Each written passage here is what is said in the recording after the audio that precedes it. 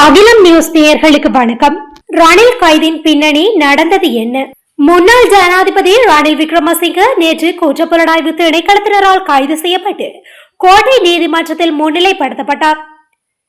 பின்னர் பல மணி நேர விசாரணையை தொடர்ந்து அவர் எதிர்வரும் 26ஆம் திகதி வரை விளக்கமறியலில் வைக்கப்பட்டுள்ளார். இந்த நிலையில் நேற்றைய தினம் நடைபெற்ற ரணிலின் கைது, நீதிமன்ற விசாரணையின் பின்னணிகள், ஜனாதிபதி பொது நிதியின் பாதுகாவலர் அவற்றின் உரிமையாளர் அல்ல, இந்த முறையில் பொது பணத்தை தவறாக பயன்படுத்த அவருக்கு உரிமை இல்லை என அரசு தரப்பில் வாதங்கள் முன்வைக்கப்பட்டன. முன்னாள் ஜனாதிபதி ரணில் விக்ரமசிங்கவை நீதிமன்றத்தில் முன்னிலைப்படுத்திய பின்னர் சந்தேக நபர் 2023 செப்டம்பர் 22 மற்றும் 23 ஆகிய திகதிகளில் பொது நிதியிலிருந்து ரூபாய் 16.6 மில்லியன் பயன்படுத்தி தனிப்பட்ட விஜயத்தில் ஈடுபட்டதாக மேலதிக மன்றாடியர் நாயகம் திலீப பீரிஸ் கூறியுள்ளார். சுமார் 33 சாட்சிகளிடமிருந்து வாக்குமூலங்களை பெற்ற பிறகு இந்த நாட்டின் 8வது நிறைவேற்று ஜனாதிபதி கணிசமான ஆதாரங்களின் அடிப்படையில் நீதிமன்றத்தில் முன்னிலைப்படுத்தப்படுகின்றார். செப்டம்பர் 2023 13 முதல் 20 வரை அவர் கியூபா மற்றும் அமெரிக்காவிற்கு உத்தியோகபூர்வ விஜயம் மேற்கொண்டிருந்தார். ஜனாதிபதி செயலகம் மற்றும் காவல்துறை அதிகாரிகள் உட்பட 10 நபர்கள் இந்த விஜயத்தில் பங்கேற்றனர். இருப்பினும் பின்னர் அவர் வால்வர்ஹாம்ப்டன் பல்கலைக்கழகத்தில் தனது மனைவியின் கௌரவ பட்டமளிப்பு விழாவில் கலந்து கொள்ள ஐக்கிய ராஜ்யத்திற்கு சென்றார். பட்டமளிப்பு விழா 22 மற்றும் 23ஆம் திகதிகளில் நடைபெற்றது. மேலும் இந்த விஜயத்திற்காக ரூபாய் 16.6 மில்லியன் பொது நிதி செலவிடப்பட்டது.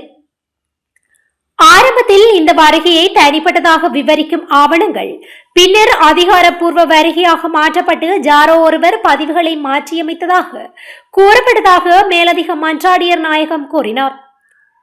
இந்த விசாரணையில் முதலில் 2023 ஆகஸ்ட் 16 அன்று ஆவணங்கள் பெறப்பட்டன. அந்த ஆவணங்கள் இந்த வருகை ஒரு தனிப்பட்ட வருகை என்று தெளிவாக குறிப்பிட்டன. பின்னர் 2023 நவம்பர் 12 மற்றும் டிசம்பர் 11க்கு இடையில் பல ஆவணங்கள் பெறப்பட்டன. அவை வருகையை ஒரு வருகை என்று மட்டுமே விவரித்தன. பயணம் முடிவடைந்த பின்னரே அதை ஒரு அதிகாரப்பூர்வ வருகையாக வழங்க ஆவணங்கள் மாற்றப்பட்டன. ஆவணங்கள் ஜோடிக்கப்பட்டவை என்பதை இது தெளிவாக குறிக்கின்றது. ஜாரோ அவற்றை மாற்றியுள்ளனர். வருகைக்காக நிதி எவ்வாறு செலவிடப்பட்டது என்பதையும் மேலதிக மன்றாடியர் நாயகம் தெளிவுபடுத்தினார். நாடு திவாலாகிவிட்டதாக கூறி பல அடிப்படை உரிமைகள் மனுக்கள் உயர் நீதிமன்றத்தில் விசாரிக்கப்பட்டு வந்த நிலையில் அப்போது ஜனாதிபதியாக இருந்த சந்தேக நபர் இந்த வருகையை மேற்கொண்டார். ரூபாய் 16.6 மில்லியன் பொது நிதியை செலவிட்டார். இந்த தொகையில் ரூபாய் 4.5 மில்லியன் வாகன வாடகைக்கு செலவிடப்பட்டது. உணவு மற்றும் பானங்களுக்கு 3 லட்சம் ரூபாய், தங்குமிடத்திற்கு 3.4 மில்லியன் ரூபாய், விருந்தினர் செலவுகளுக்கு 600 பவுண்ட்கள் மற்றும் வாகனங்களுக்கு 4.6 மில்லியன் ரூபாய். இருப்பினும் கௌரவ நீதிபதி அவர்களே ஜனாதிபதி செயலகத்தால் ரூபாய் 13.2 மில்லியன், இலங்கை காவல்துறை மற்றும் கடற்படையால் ரூபாய் 3.2 மில்லியன் வழங்கப்பட்டது. மொத்தம் ரூபாய் 16.6 மில்லியன் இப்படித்தான் ஒதுக்கப்பட்டது. கியூபா மற்றும் அமெரிக்காவிற்கான அதிகாரப்பூர்வ பயணத்தை முடித்த பிறகு அவர் லண்டனில் உள்ள ஒரு ஹோட்டலில் தங்கினார். பட்டமளிப்பு விழா நடைபெற்ற பல்கலைக்கழகத்திற்கு அருகில் தங்குமிடம் கிடைத்தது குறிப்பிடத்தக்கது. இருந்த போதிலும் அவர் லண்டனில் உள்ள லேண்ட்மார்க் ஹோட்டலில் தங்கினார்.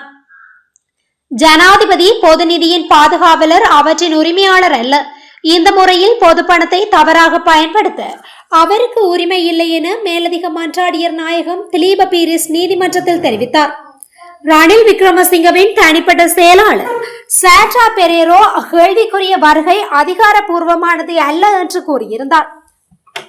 சந்தேக நபரின் தனிப்பட்ட செயலாளராக பணியாற்றிய திருமதி சாண்ட்ரா பெரேரோவிடமிருந்து ஒரு வாக்குமூலம் பதிவு செய்யப்பட்டது. ரணில் விக்ரமசிங்க இந்த வருகையை அதிகாரப்பூர்வ வருகையாக விவரிக்கவில்லை, மாறாக ஒரு தனிப்பட்ட வருகை என்று அவர் கூறினார். இது உண்மையில் ஒரு தனிப்பட்ட வருகை என்று பின்னர் தான் அறிந்ததாக அவர் மேலும் தெரிவித்துள்ளார். கௌரவ நீதிபதி அவர்களே, இந்த அறிக்கை சந்தேக நபரின் சொந்த தனிப்பட்ட செயலாளரிடமிருந்து வருகின்றது. அவரும் இந்த வருகையில் பங்கேற்றார். இந்த வருகைக்கு பயன்படுத்தப்பட்ட நிதிக்கான ஒப்புதலை அப்போதைய ஜனாதிபதி செயலாளர் சமன் ஏக்கநாயக்கவுக்கு வழங்கினார். அவருக்கு பயணத்தடை விதிக்க நடவடிக்கை எடுக்கப்பட்டு வருவதாகவும் மேலதிக மன்றாடியர் நாயகம் கூறினார்.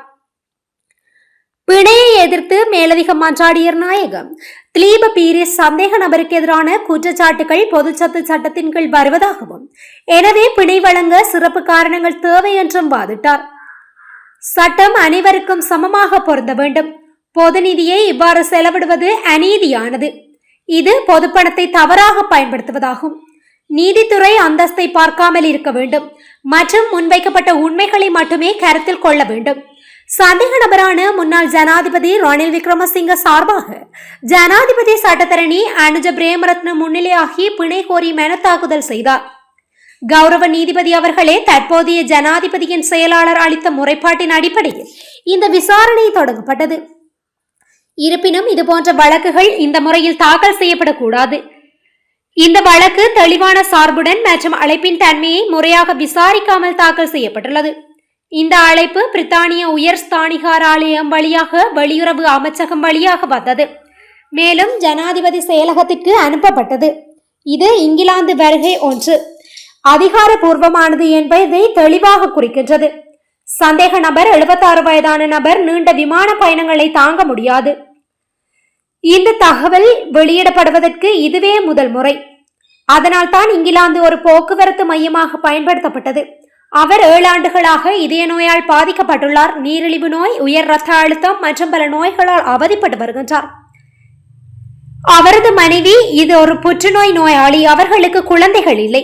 அவர்கள் இருவர் மட்டுமே. அவருடைய அனைத்து தேவைகளையும் இவரே கவனித்துக் கொள்கின்றார். நாளை மறுநாள் இந்தியாவில் நடைபெறும் பொதுநலவாய இளைஞர் உச்சி மாநாட்டில் அவர் பிரதம விருந்தினராக கலந்து கொள்ள உள்ளார். முன்னாள் ஜனாதிபதிக்கு சிறைச்சாலை பாதுகாப்பான இடம் அல்ல. எனவே எனது காட்சிக்காரனை பொருத்தமான நிபந்தனைகளின் கீழ் பிணையில் விடுவிக்குமாறு நான் மரியாதையுடன் கேட்டுக்கொள்கின்றேன். எனினும் நேற்றிரவு 10 மணியளவில் முன்னாள் ஜனாதிபதி ரணில் விக்ரமசிங்கவை எதிர்வரும் 26ஆம் திகதி வரை விளக்கமறியலில் வைக்கும் உத்தரவை நீதவான் அறிவித்தார். இந்த தீர்ப்பின் போது பிணை வழங்குவதற்கு பாரதூரமான காரணங்களே கவனத்தில் கொள்ளப்படும் என்று குறிப்பிட்ட நீதவான் பிரதிவாதியினது மனைவியின் உடல்நிலை இதற்கான காரணமாக அமையாதென்று சுட்டிக்காட்டினார். அத்துடன் பிரதிவாதியின் மீது சுமத்தப்பட்டுள்ள குற்றத்துக்கு இணங்க அவர் லண்டன் பயணத்தின் போது பயன்படுத்திய நிதி அரச நிதியல்ல என்பதை பிரதிவாதி தரப்பு நிரூபிக்கவில்லை என்று சுட்டிக்காட்டிய நிலையில் நீதிவான் பிணை கோரிக்கையை நிராகரித்தார். சிறைச்சாலை வைத்தியசாலையில் சிகிச்சை பெற்று வந்த முன்னாள் ஜனாதிபதி ரணில் விக்ரமசிங்க கொழும்பு தேசிய வைத்தியசாலைக்கு மாற்றப்பட்டுள்ளார். அவரது நோய் நிலையை பரிசோதித்த சிறைச்சாலை வைத்தியர்களின் பரிந்துரைகளுக்கு அமைய அவர் கொழும்பு தேசிய வைத்தியசாலையில் அனுமதிக்கப்பட்டுள்ளார். குற்றப்புலனாய்வு திணைக்களத்தால் கைது செய்யப்பட்ட முன்னாள் ஜனாதிபதி ரணில் உயர் இரத்த அழுத்தம் மற்றும் அதிக சர்க்கரை அளவு காரணமாக சிறைச்சாலை வைத்தியசாலையில் அனுமதிக்கப்பட்டிருந்தார். இந்நிலையில் அவருடைய உடல்நிலையை கருத்தில் கொண்டு சிறைச்சாலை வைத்தியர்கள் அவரை கொழும்பு தேசிய வைத்தியசாலைக்கு மாற்றுமாறு பரிந்துரைத்துள்ளனர். இதேவேளை முன்னாள் ஜனாதிபதியின் உடல்நிலையை கண்காணித்து வரும் சிறைச்சாலை வைத்தியர்களின் பரிந்துரைக்கமைய அவருக்கு வீட்டுணவை வழங்குவதற்கான அனுமதியை சிறைச்சாலை தலைமையகம் வழங்கியுள்ளது. குற்றப்புலனாய்வு திணைக்களத்தால் கைது செய்யப்பட்டதை தொடர்ந்து 26ஆம் திகதி வரை விளக்கமறியலில் வைக்கப்பட்ட ரணில் விக்ரமசிங்க நேற்றிரவு சிறைச்சாலை வைத்தியசாலையில் அனுமதிக்கப்பட்டமை குறிப்பிடத்தக்கது. இதுபோன்ற செய்திகளை உடனுக்குடன் அறிந்து கொள்ள அகிலம் நியூஸுடன் இணைந்திருங்கள். நன்றி.